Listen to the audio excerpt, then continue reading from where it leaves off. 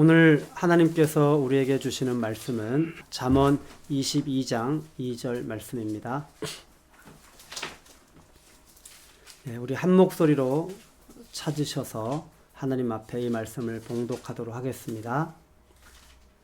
잠언 22장 2절 말씀입니다. 시작.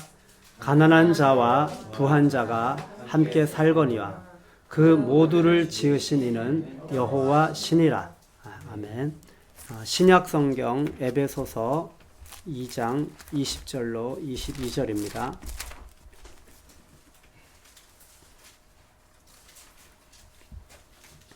에베소서 2장 20절로 22절 함께 읽습니다. 시작.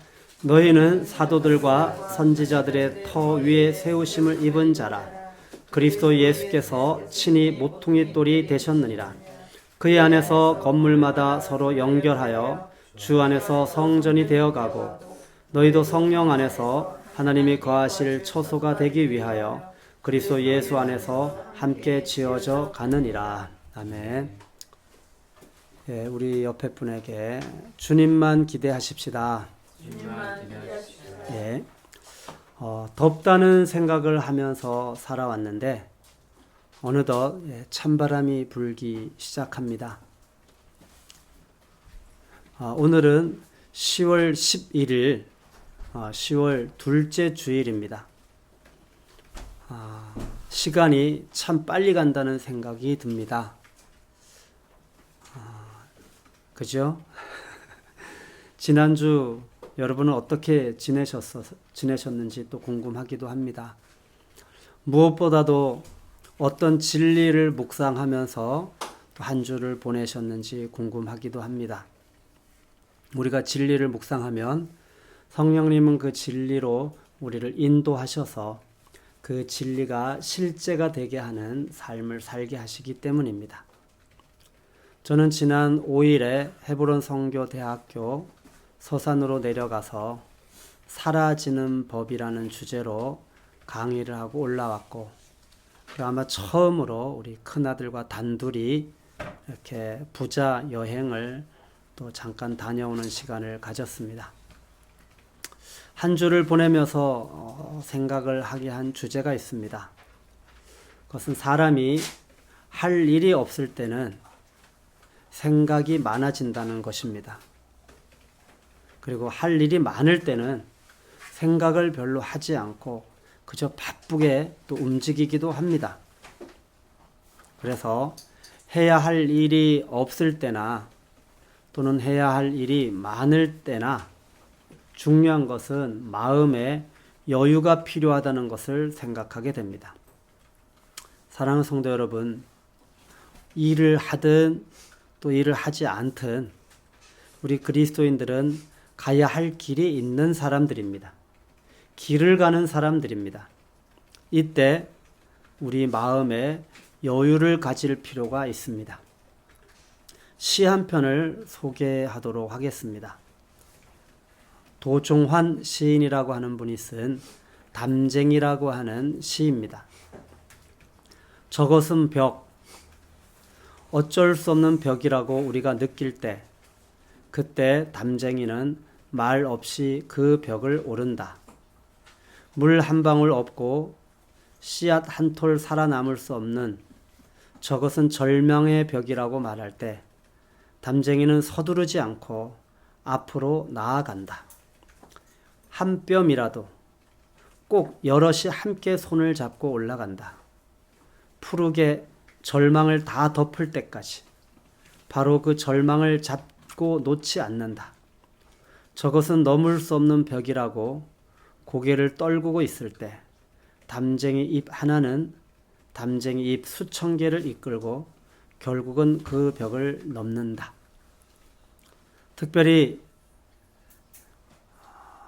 벽, 또 담쟁이, 이 벽을 넘는 담쟁이에 대한 그런 내용의 시인데 이렇게 주목하게 하는 표현은 서두르지 않고 앞으로 나아간다. 가야 할 길이 있습니다.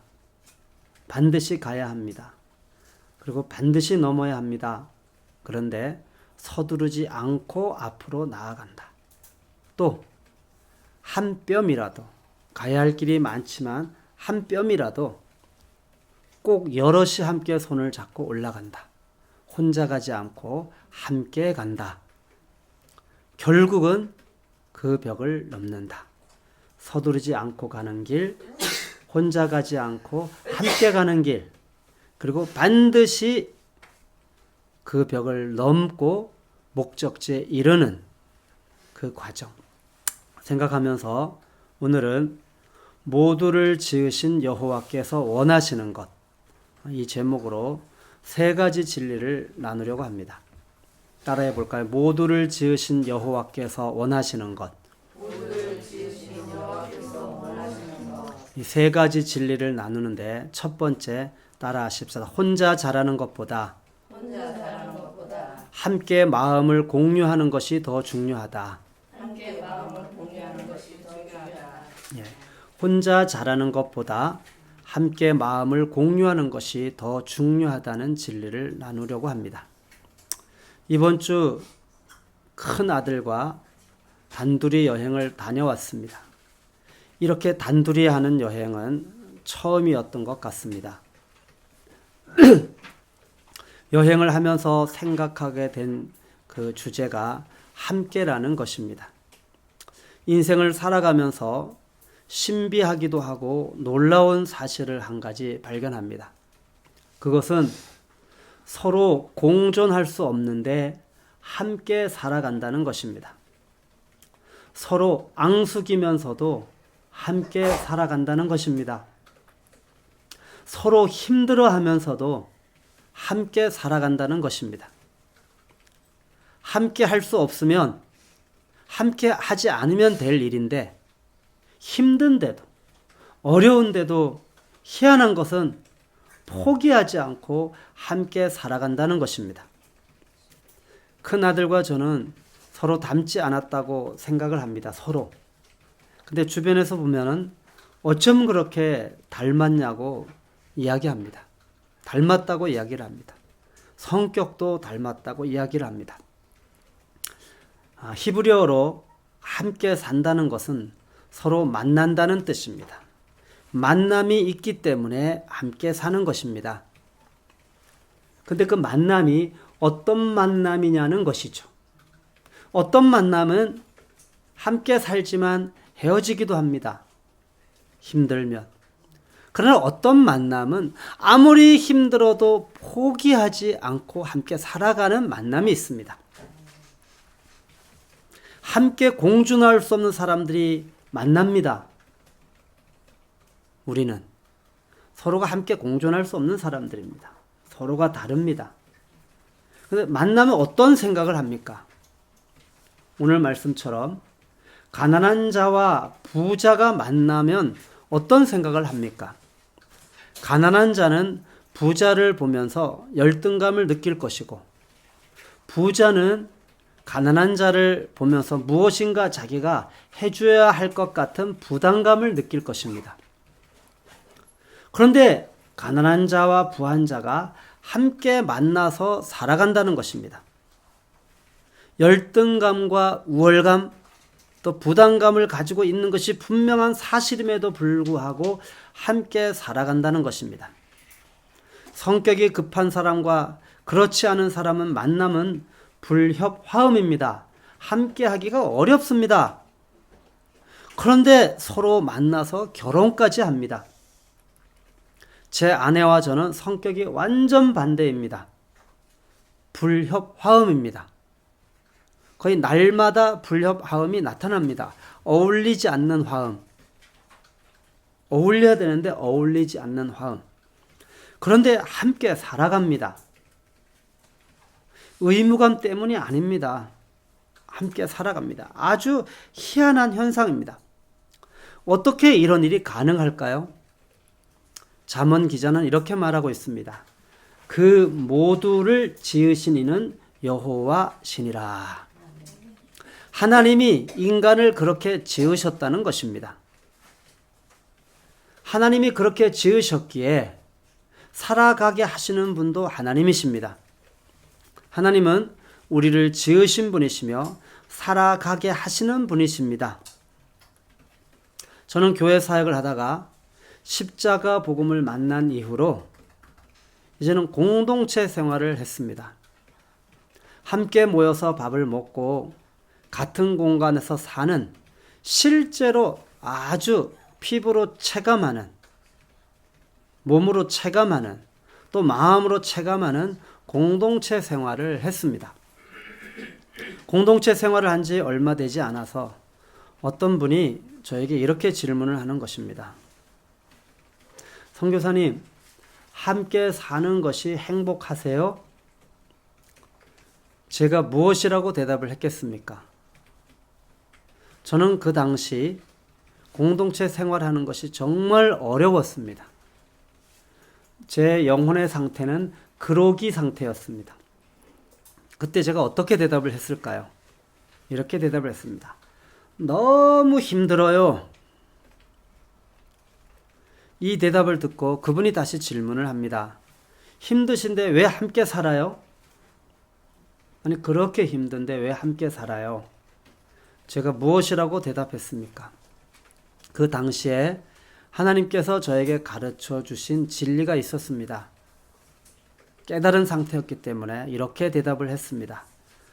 혼자서는 살 수 없잖아요. 여러분, 하나님께서 우리를 사회적 존재로 지으셨습니다. 우리는 사회를 떠나서 혼자 살 수 없습니다. 그것은 비정상입니다. 여러분, 무인도에 떨어지면 혼자 행복하게 살아야 되잖아요. 그런데 왜 그 무인도를 벗어나려고, 그죠? 모든 수단과 방법을 다 동원해서 벗어나려고 몸부림을 칠까요? 인간은 혼자 사는 존재가 아닌 거예요. 사회적으로 살아야 돼요. 사회는 아주 중요하죠. 그 사회가 바로 공동체입니다. 여러분, 밥을 먹으려면 혼자 어떻게 삽니까? 농사를 지어서 다 그렇게 살아야 된다. 어떻게? 불가능해요. 하나님께서 우리를 그렇게 지으셨어요. 모두를 지으신 이는 여호와시니라. 함께 사는 것은, 이 함께 산다고 하는 것을 포기하는 것은 신앙을 포기하는 것입니다. 혼자 살 수 있다고 생각하는 것은 신앙생활이 아닙니다.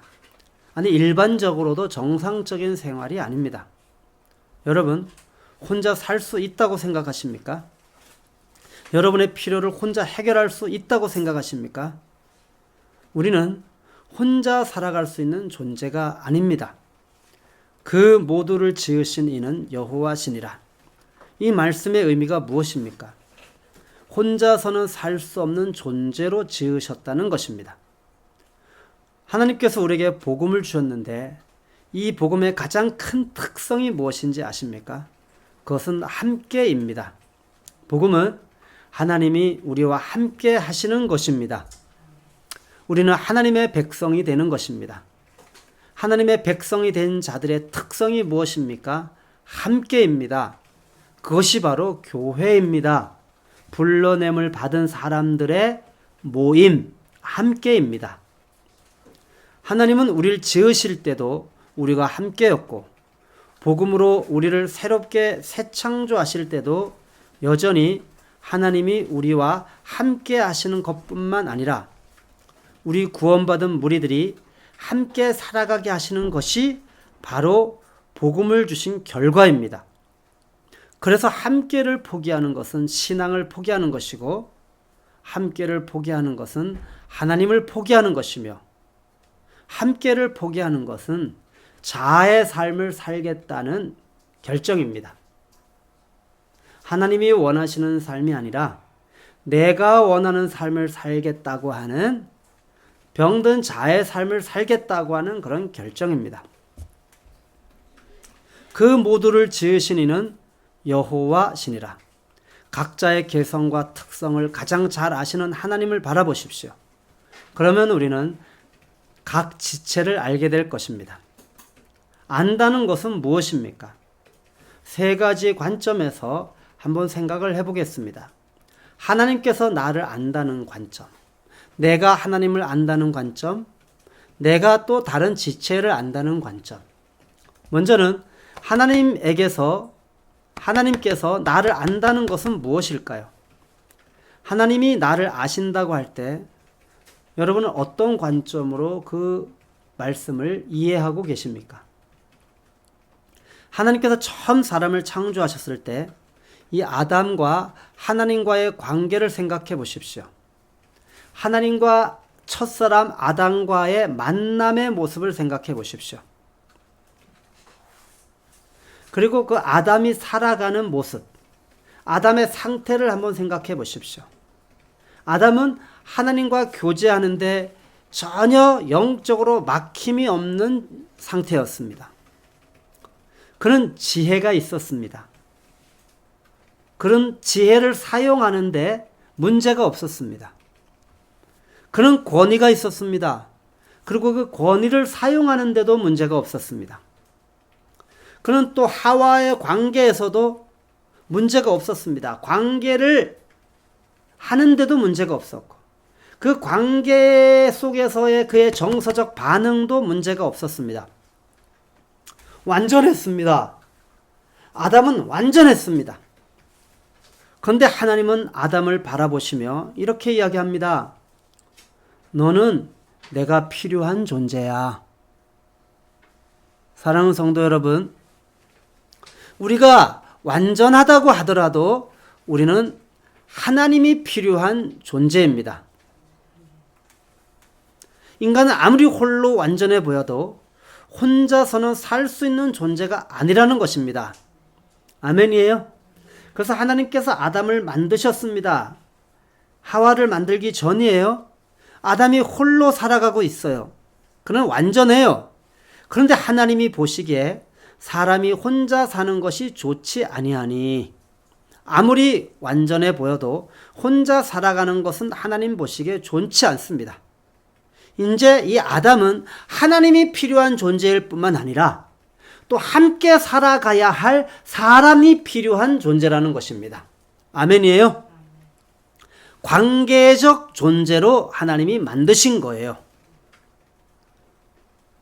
함께 살아가야 할 사람이 필요한 존재. 주님이 말씀합니다. 내가 그를 위하여 돕는 배필을 지으리라. 사람이 혼자 사는 것이 좋지 아니하니 내가 그를 위하여 돕는 배필을 지으리라. 그래서 함께가 필요한 것입니다. 하나님이 아담을 창조하시고 그리고 생각한 주제가 바로 함께입니다. 이들은 나를 필요로 해. 이들은 서로가 필요해. 아멘이십니까? 아멘이십니까? 하나님은 함께하고 싶으셨기 때문에 이제 사단이 우리를 유혹하여 생명의 죄를 집어넣어 우리가 죄인이 되어서 하나님의 관계가 깨진다 할지라도 하나님은 이 함께를 포기할 수 없는 것입니다. 나는 나의 아들을 주어서라도 반드시 다시 나를 필요로 하는, 서로를 필요로 하는 존재로 다시 회복시킬 거야. 할렐루야. 여러분, 하나님이 인간을 처음 만드셨을 때 상태는 하나님이 필요한 존재이며 서로를 필요로 하는 그런 존재였습니다. 아멘이에요? 근데 이제 하나님을 떠난 이 타락한 인간은 하나님을 필요로 하지를 않습니다. 서로를 필요로 하지를 않습니다. 그래서 독립심을 가지고 오직 하나님을 위해서, 이웃을 위해서 살아가던 존재가, 하나님을 사랑하고 이웃을 위해서 살아가던, 이웃을 사랑하는 존재가 이제는 하나님도 나를 위해서, 이웃도 나를 위해서 오직 자기를 사랑하는, 아주 독립심을 가지고 살아가는 그런 존재가 되어버린 것입니다. 죄가 생명에 들어온 후에도 포기할 수 없으셨던 하나님의 마음은 결국 십자가를 통하여 나를 다시 구원하셔서 다시 하나님이 처음 창조하셨던 원형으로 회복하시는데, 그 회복된 상태가 바로 뭐냐 하면은 하나님의 법대로 살아가는, 사라지는 법, 하나님의 법대로 살아가는 상태, 하나님을 필요로 하는 상태, 하나님을 사랑하기 때문에 하나님이 필요한 거예요. 아멘이에요? 이웃이 필요한 상태, 이웃을 사랑하기 때문에 이웃이 필요한 거예요. 하나님을 사랑하고 이웃을 사랑하는 그런 하나님의 법대로 살아가는 그런 원형, 이것을 위해서 바로 하나님이 십자가에 당신의 아들을 내어 놓으신 것입니다. 이 함께의 근원은 바로 사랑입니다. 사랑하면 함께하는 것입니다. 아멘이십니까? 왜 서로가 맞지 않는데도 함께합니까? 사랑하기 때문입니다. 힘든데도 왜 함께합니까? 사랑하기 때문입니다. 하나님이 나를 안다는 부분과 이제 내가 하나님을 안다는 것은 무엇인지 생각해 보려고 합니다. 첫 창조된 아담은 완전했습니다. 그럼에도 그는 이렇게 고백합니다. 나는 하나님 없이는 살 수 없어.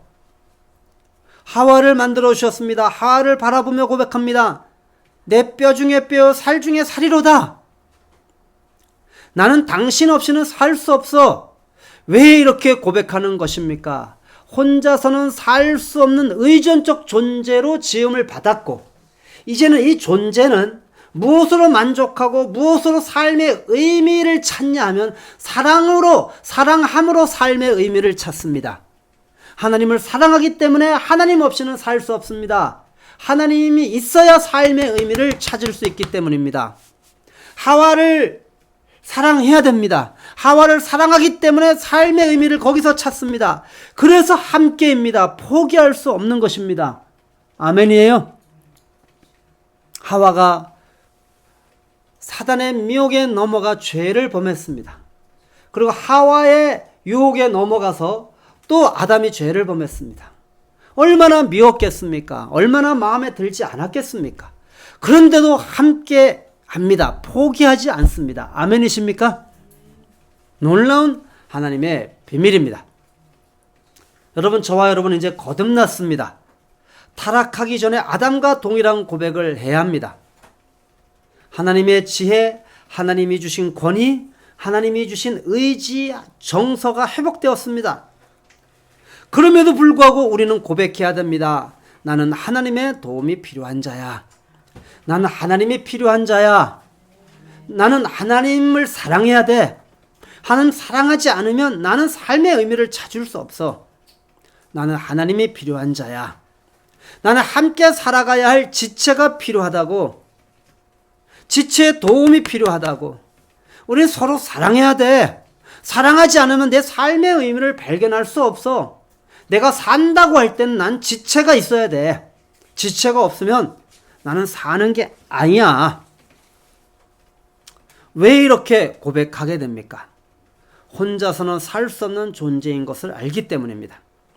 무엇보다도 삼위 하나님의 완전한 사랑을 입었기 때문입니다. 사랑하는 성도 여러분, 함께의 근원은 바로 사랑입니다. 내가 지체를 안다는 것은 무엇입니까? 두 가지를 짧게 나누겠습니다. 첫째는 그의 연약함을 알기에 내가 그를 섬겨야 하는 것입니다. 하나님의 관점으로 지체를 바라봅니다. 연약한 지체를 보며 그에게는 내가 필요해. 왜냐하면 나는 그를 이용하는 존재가 아니고 그를 섬기는 존재이기 때문입니다. 내 안에 예수님의 생명이 있기 때문입니다. 연약한 자를 보며 무시하지 않습니다. 연약한 자를 보며 나와 무관하다고 생각하지 않습니다. 연약한 자를 보면 바로 존재적으로 반응이 일어납니다. 그에게는 내가 필요해. 나는 섬기는 존재로 새롭게 지음을 받았기 때문입니다. 둘째, 그의 강함을 알게 되면 겸손하게 그에게 도움을 받아야 합니다. 나는 연약함을 봅니다. 나의 연약함을. 연약한 나를 바라보며 나보다 강한 지체를 바라보며 어떤 생각을 해야 됩니까? 나는 저 지체에 도움이 필요해 라고 고백합니다. 왜냐하면 나는 예수 생명입니다. 이 생명은 겸손한 생명입니다. 이 생명은 자신의 이 연약함을 인정할 때 누려지는 생명이기 때문입니다. 이것이 바로 하나님과 회복된 자가 가져야 할 바른 인간관계입니다. 이것이 바로 하나님이 세운 참된 교회에서 일어나야 할 가장 기본적인 성도의 반응입니다. 그래서 우리는 서로 필요한 존재입니다. 결국 우리는 운명적으로 함께 살아갈 수밖에 없습니다. 그래서 우리는 결혼식 때 늘 이렇게 주례사가 이야기하는 것을 듣습니다.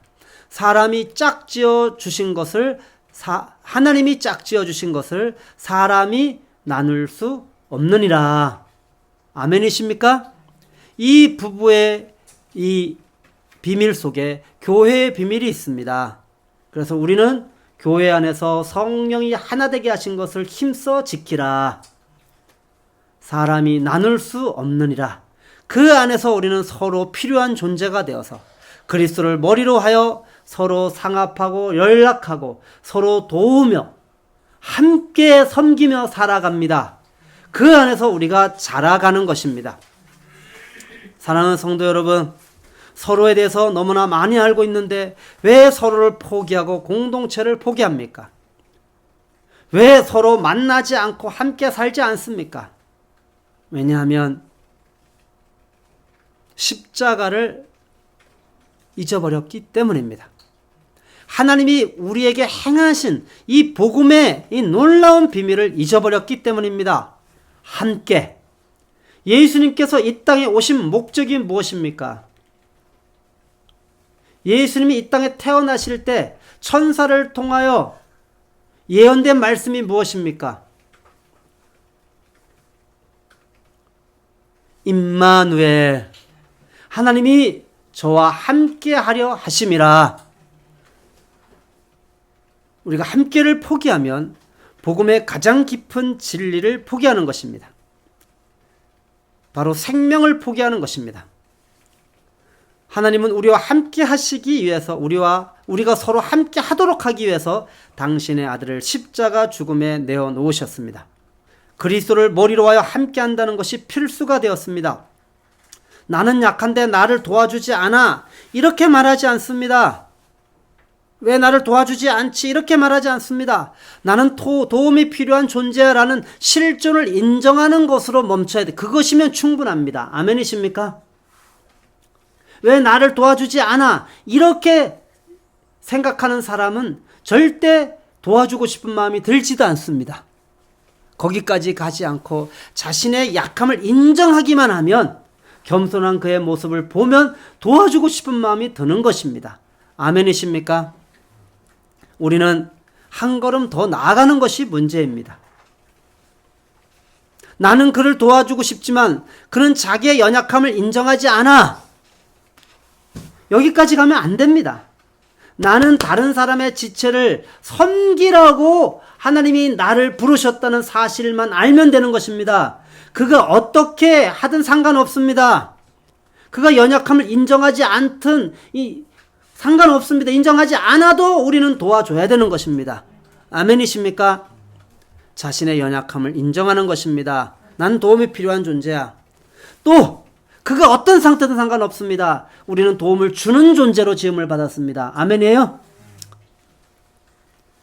믿음이라는 것은 바라는 것의 실상입니다. 하나님의 관점에서 세상을 바라보는 것입니다. 하나님의 관점에서 서로를 바라보는 것입니다. 창조의 관점에서 서로를 바라보는 것입니다. 사랑하는 성도 여러분, 하나님의 관점으로 형제를 바라보시기 바랍니다.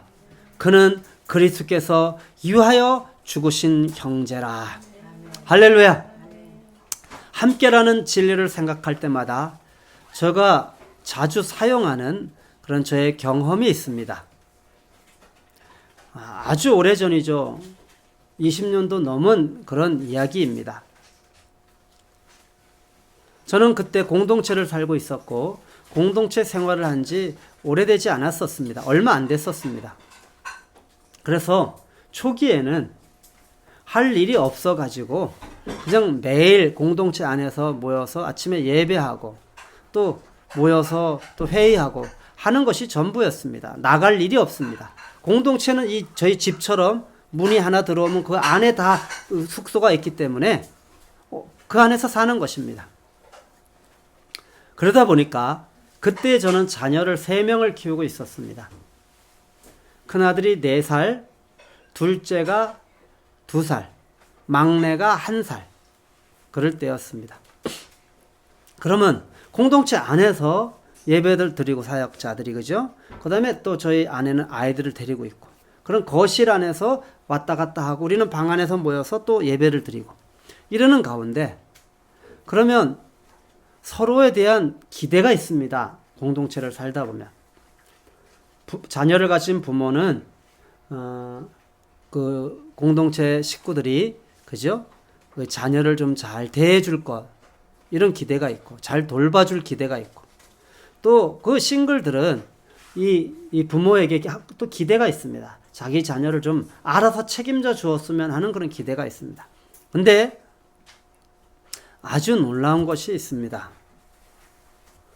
나로부터 시작된 서로에 대한 기대는 상처만 남는다는 것입니다. 따라해 볼까요? 나로부터 시작된 기대는 상처만 남는다. 공동생활 초기에는 이 나로부터 시작된 기대로 인해서 정말로 많은 상처만 남았었습니다. 한 예로 이제 어느 날 이제 함께 살아가는 가운데 이제 아이들이 그 갓난아이잖아요. 다 어린 아이들이니까 기어가지고 가고 또 걸어서 가고, 그러면 가서 막 그 우리 사역자들이 예배하는 방 문을 자꾸 두드려요.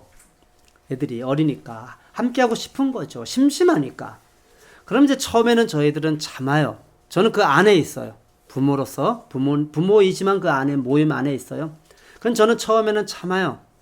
또 다들 우리 삼촌 이모 선교사님들도 참아요. 어리니까. 그런데 이게 반복이 되고, 그리고 자주 일어나는 거예요. 그러면 어려움이 찾아오기 시작해요. 기대가 있는 거. 나로부터 시작되는 기대가 이제 슬슬 일어나는 거. 왜 자기 자식을 챙기지 않지?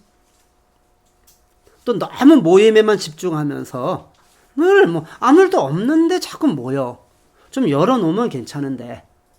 그럼 또 이 부모로서 또 기대가 있는 거예요. 왜 지금 모임만 늘 하지? 일도 없는데 왜 모임만 늘 해? 이런 서로 나로부터 시작된 이 기대, 상처가 남는 거죠. 어려움이 슬슬 찾아오는 거예요. 그러다가 슬슬 어려워지다가 한 분이 이제 싱글인데 결혼을 하지 않은 분이 이렇게 이야기를 한 거예요. 그렇게 키울 거면 왜 낳았어? 이 이야기를 또 제가 들은 거죠. 얼마나 어려운지 마음이. 그때부터 왠지 모르는 어려움이 막 찾아오고, 그리고 관계 속에서 두터운 벽이 생겼습니다. 이제 대화를 하지 않았습니다. 이제 서로 쳐다보지를 않습니다. 그렇게 2달을 보냈습니다. 서로 쳐다보지 않고 대화를 하지 않고. 함께 밥도 먹습니다. 그런데 함께가 아닙니다. 함께 부르심을 받은 현장에 순종하고 있습니다. 그러나 함께가 아닙니다. 2달이 지난 어느 날 모임에서 제가 기타를 두고 찬양을 인도하는데, 그때 그냥 모임하면 보통 축복송을 서로 해주는 일들이 이제 잦았던 그런 시기였어요. 그게 유행하기도 했고. 그래서 제가 예배 인도를 하다가 2명씩 짝을 지어서 서로 축복을 해주라고 했습니다. 그런데 다 짝을 지어서 서로 축복을 하는데, 짝을 지었는데 해필이면 저에게 그 이야기를 했던, 그렇게 키울 거면 왜 낳았어? 라고 이야기한 그분이 홀로 남은 거예요. 짝이 안 지어진 거예요.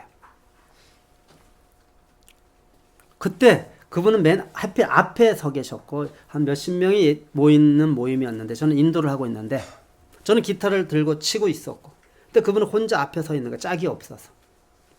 우리 둘만 서 있는 거죠. 다른 데는 다 서로 바라보고 축복을 하는데.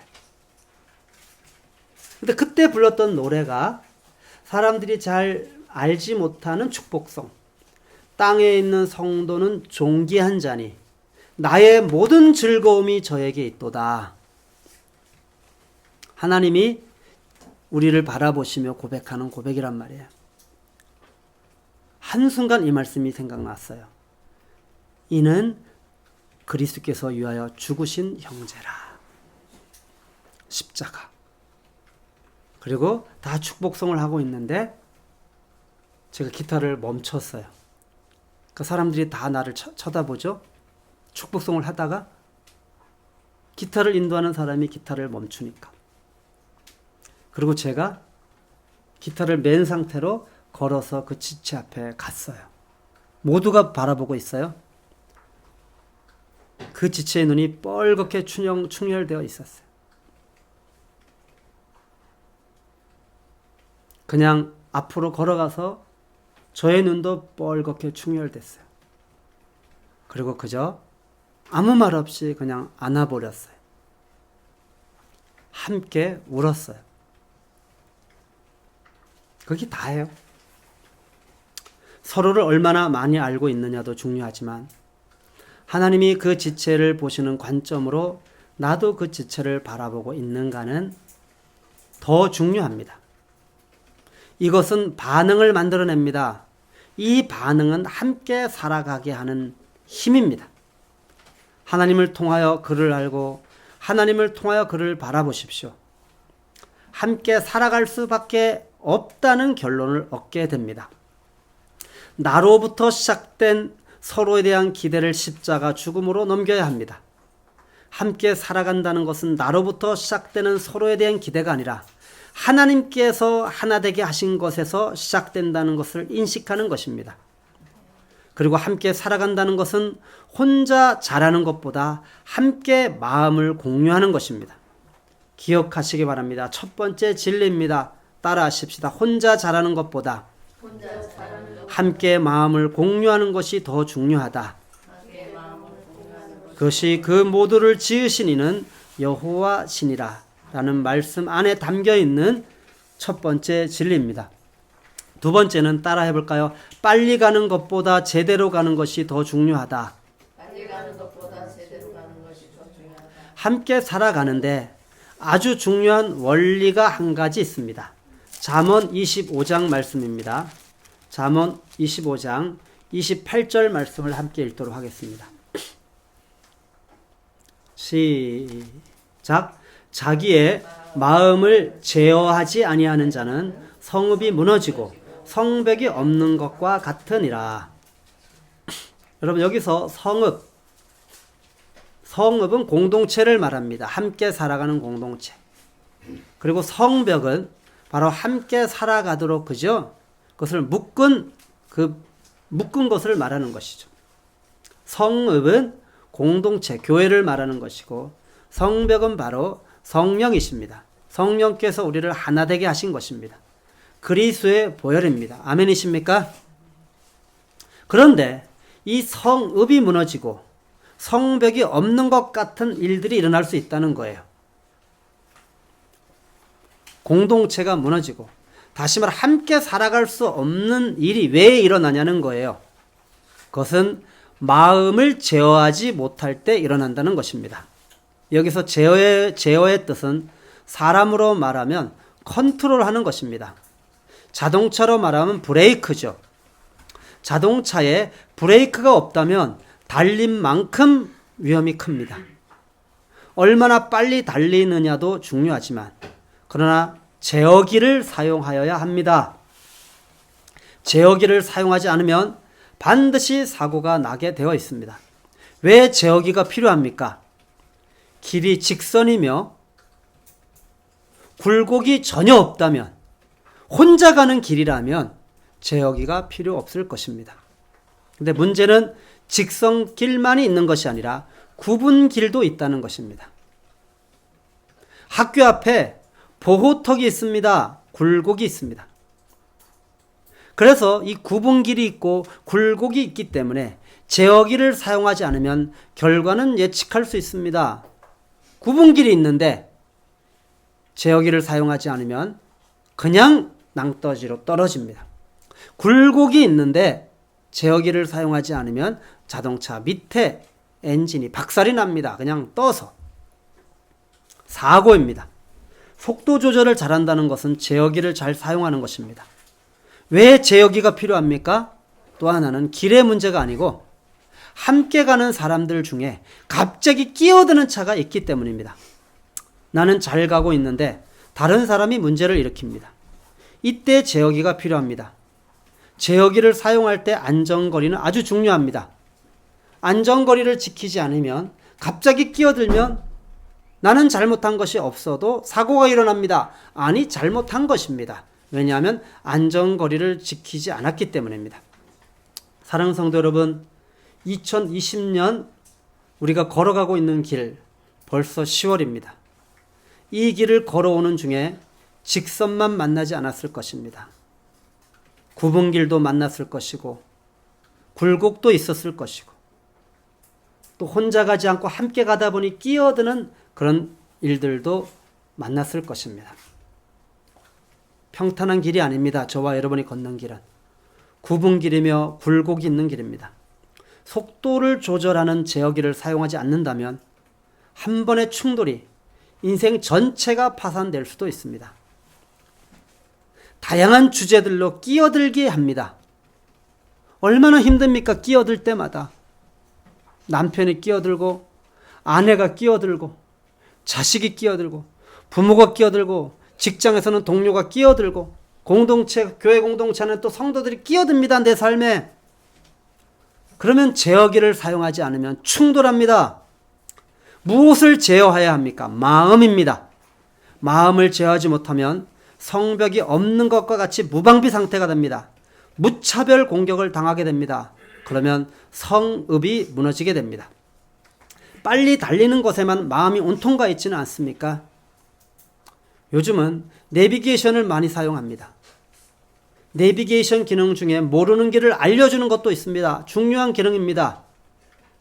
그런데 이제 이 길을 가는 데 있어서의 최적길, 최소시간, 무료도로, 최단거리, 이륜차 도로 우선, 고속도로 우선, 초보자 경로 이런 여러 가지 안내가 있습니다. 특별히 여기에서도 최적길과 최소시간 중 언제나 저는 선택하는 게 최소시간입니다. 빨리 가는 길을 선택합니다. 최적길이 있는데 최적길과 최소시간은 대부분 차이가 거의 나지 않습니다. 근데 언제나 최소시간을 선택합니다. 이걸 보면서 사람들이 빨리 가는 것에 관심이 많다는 것을 알게 됩니다. 그러나 오늘 기억하십시오. 따라해볼까요? 빨리 가는 것보다 제대로 가는 것이 더 중요하다. 이것이 그리스도인의 삶의 원리입니다. 빨리 가고 싶어하는 마음이 있습니다. 빨리 가고 싶어하는 마음은 왜 생기는지 아십니까? 가시적인 뭔가 결과를 보고 싶은 것입니다. 믿음이 아닙니다. 믿음은 보이지 않는 것을 대하는 원리입니다. 자식을 보면서 빨리 뭔가 내 원하는 대로 자식이 살아가는 그런 모습으로 나타났으면 좋겠는 거예요. 빨리. 왜 빨리 가고 싶어 하십니까? 빨리 가서 가시적인 결과가 보여지면 사람들도 그 결과를 봅니다.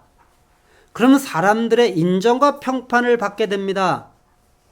부인할 수 없는 자아의 모습입니다.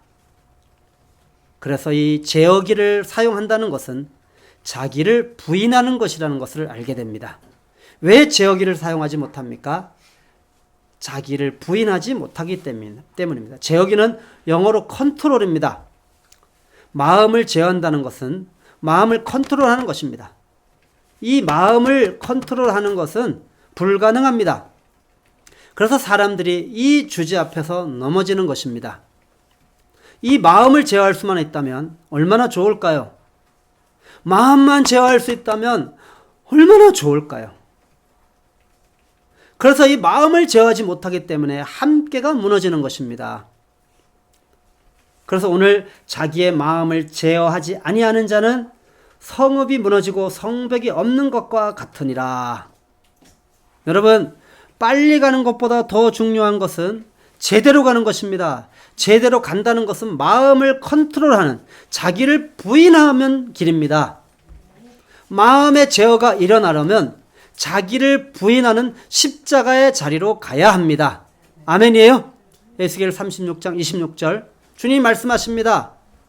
새 마음을 너에게 주되 너희 육신에서 굳은 마음을 제거하고 부드러운 마음을 줄 것이며, 만물보다 심히 부패한 우리의 마음을 약속하신 대로 새롭게 하셨습니다.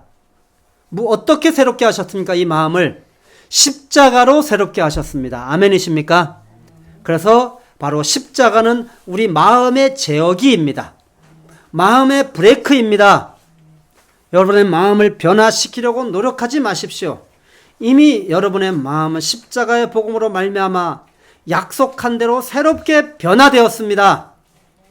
새롭게 된 마음을 믿음으로 취하십시오. 아멘이십니까? 십자가로 나아가십시오. 여러분, 빨리 가려는 마음이 드십니까? 갑자기 앞에 굴곡이 나타났는데도 불구하고 그냥 가고 싶은 마음이 드십니까? 십자가로 나아가십시오. 앞에 굽은 길입니다. 지금 빨리 가고 있습니다. 굽은 길이 나타났습니다. 근데 브레이크를 밟으려고 하는 마음이 안 듭니다. 빨리 가고 싶습니다. 반드시 사고가 납니다. 아는데도 불구하고 빨리 가고 싶습니다. 사단은 그런 마음을 줍니다. 어떻게 하시겠습니까? 십자가로 나아가야 됩니다. 아멘이십니까? 끼어드는 사람이 있습니다. 어떻게 하시겠습니까? 십자가로 가야 됩니다. 내가 잘못한 거 없는 것 같아요. 자기의입니다. 안전거리를 지키지 않은 잘못이 있습니다. 그걸 인정하지 않습니다. 자기의입니다. 인정하지 않으면 그냥 끼어든 차를 받아버리는 거예요. 그리고 서로 자기가 잘났다고 싸우는 거예요. 여러분, 십자가가 세워져야 됩니다. 교회는 십자가를 세운 곳입니다. 우리는 십자가를 마음에 세운 자들입니다. 그래서 십자가가 바로 우리의 마음의 제어기입니다. 아멘이십니까? 이 제어기를 사용하는 것은 가끔이 아니라 매일 해야 합니다. 매 순간 해야 됩니다. 아침마다 갈보리 언덕을 오르십시오. 마음을 제어하십시오. 자기를 부인하는 길은 구호가 아니라 십자가에서 실제 내가 죽었음을 인식하고 그걸 발견하고, 할렐루야, 여기고, 그리고 이 내 마음이 새롭게 되었음을 믿음으로 취하고, 할렐루야, 브레이크를 밟는 것입니다. 그때 굽은 길에서도 그 굽은 길을 지나갈 수 있는 것이고, 턱 위에서도 안전하게 느리지만 그 턱을 지나갈 수 있는 것이고, 끼어들 때도 급했지만은 당황했지만 앞차를 박지 않고 그 길을 갈 수가 있는 것입니다. 사랑하는 성도 여러분, 빨리 가는 것보다 바르게 가는 것이 더 중요하다는 것을 마음에 새기시기 바랍니다. 하나만 더 나누겠습니다. 따라해 볼까요? 세상의 지혜보다 하나님의 말씀이 더 중요하다. 예, 잠언 24장 보겠습니다. 3절로 5절 함께 읽습니다. 시작. 집은 지혜로 말미암아 건축되고 명철로 말미암아 견고하게 되며 또 방들은 지식으로 말미암아 각종 귀하고 아름다운 보배로 채우게 되느니라. 지혜 있는 자는 강하고 지식 있는 자는 힘을 더하나니 너는 전략으로 싸우라. 승리는 지략이 많음에 있느니라. 따라하세요. 승리는 지략의 많음에 있느니라. 여기서 전략으로 싸우라고 했습니다. 전략은 전술의 상위 개념입니다. 전술은 말 그대로 지엽적인 방법입니다. 전략은 전체를 보는 통찰력입니다. 전략으로 싸우라는 의미는 어떤 지엽적인 방법으로 싸우라는 것이 아니라 하나님께서 그리신 통찰력을 가지고 싸우라는 의미로 이해할 수 있습니다. 하나님 나라에 대한 분명한 목적을 가지라는 겁니다. 큰 그림을 보는 거죠. 하나님 나라에 대한 목적, 큰 그림이 분명하지 않으면 싸움은 힘을 잃게 됩니다. 바울은 이렇게 하겠어요. 나는 다름질하기를 향방 없는 것 같이 아니하고 싸우기를 허공을 치는 것 같이 아니하며, 달리는데 목적이 없으면 허무한 거예요. 싸우는데 대상이 없는 거예요. 허공을 치면. 권투 선수가 링 위에서 라운드를 시작하는데 종이 울렸는데 상대 선수와 무관하게 혼자 허공을 향하여 주먹을 날려요. 옆에서 신방이 상대를 가리키라고 얘기를 해주는데도 말을 안 듣고 계속 허공망에 이 주먹을 날려요. 코미디. 그것과 비교할 수 없는 훨씬 더 심각한 상태로 우리가 살고 있는 거예요. 하나님의 통찰력, 하나님 나라에 대한 분명한 목적, 분명한 싸움에 대한 대상, 이걸 가지라는 거예요. 이 전략으로 싸우는 거죠. 근데 이 승리는 그 싸움에서 승리하는 비밀이 있는데 따라 지략이 많음에 있다. 지략이 많음에 있다고 합니다. 이 지략이 뭐냐면 어떤 주제에 대하여 간단하게 적은 것. 지략. 그럼 어떤 주제가 있으면 그 주제에 대하여 간단하게 핵심을 적은 것. 이게 지략인 거예요. 핵심을 말하는 거예요. 핵심. 지략은 핵심. 여러분, 영적으로 해석을 하면 이 말씀이 있어요. 말씀을 읽어요. 그럼 그 말씀 한 장 속에서 핵심이 있어요. 아멘이에요. 그 핵심을 정확하게 간파하고 그 핵심을 적는 거예요. 이것이 바로 묵상인 거예요. 아멘이에요. 이것이 이 지략이 많다는 게 뭐예요? 이 묵상한 진리의 말씀이 계속해서 누적되어져서 마치 이슬비에 옷이 젖는 것과 같은 그런 상태를 말하는 거예요. 말씀이 이슬비와 같이 날마다 묵상을 하는 거예요. 성경을 읽고 묵상을 해서 그 말씀의 핵심을 잡고 그 핵심을 정리하고 그 핵심을 붙들고 사는 거예요. 근데 그 핵심이 계속해서 누적되어서 우리의 삶에 이슬비가 촉촉히 적셔지는데 그 내 삶에, 내 영혼에 스며들기 시작하는 거예요. 내 삶에 영향을 주기 시작하는 거예요. 이것이 승리의 비밀이라는 거예요. 많은 그리스도인들이 승리하는 삶은 원해요. 그리고 하나님의 전략, 큰 그림도 봐요. 하나님 나라의 부흥과 성교 완성을 외쳐요. 그런데 그들의 일상의 삶으로 들어가면 승리하는 모습이 나타나질 않아요. 왜? 지략이 없기 때문인 거예요. 지략이 적은 거예요. 여러분, 지략이 많아야 되는 거예요. 사랑하는 성도 여러분, 묻고 싶습니다. 하나님과 언제, 어디서, 무엇으로, 어떻게 그분과 교제하고 계십니까? 저는 이거를 생명처럼 붙들어야 된다고 생각을 했습니다. 저희 국제성교교회가 흩어지기 전에 1년 동안 생명 걸고 저희가 이 싸움을 했습니다. 묵상에 대해 강의를 하고 묵상을 실제로 하며 그걸 점검하고 서로가 한 몸이 되어서 그걸 서로 지지해주고, 여러분, 지금까지도 흩어진 교회들이 어떤 우리가 일반적으로 아는 교회라고 하는 구조 안에서 그런 도움을 전혀 받지 못했음에도 불구하고 지금도 승리하며 살아갈 수 있는 비결은 바로 지략이 많음에 있느니라. 아멘이십니까? 승리는 지략이 많음에 있습니다. 말씀이 이슬비와 같이 삶을 촉촉히 적시는 말씀 묵상과 순종의 삶.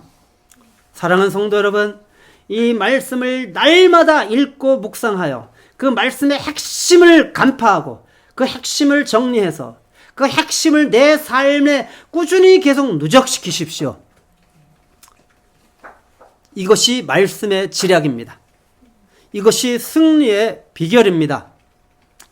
사랑하는 성도 여러분, 이제 말씀을 마치려고 합니다.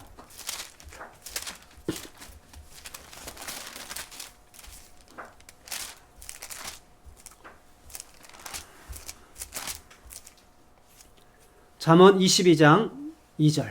가난한 자와 부한 자가 함께 살거니와 그 모두를 지으신 이는 여호와 신이라. 아멘. 이 말씀 안에 담겨 있는 세 가지 진리를 나누었습니다. 혼자 잘하는 것보다 함께 마음을 공유하는 것이 더 중요합니다. 빨리 가는 것보다 제대로 가는 것이 더 중요합니다. 세상의 지혜보다 하나님의 지략인 말씀이 더 중요합니다. 아멘이십니까?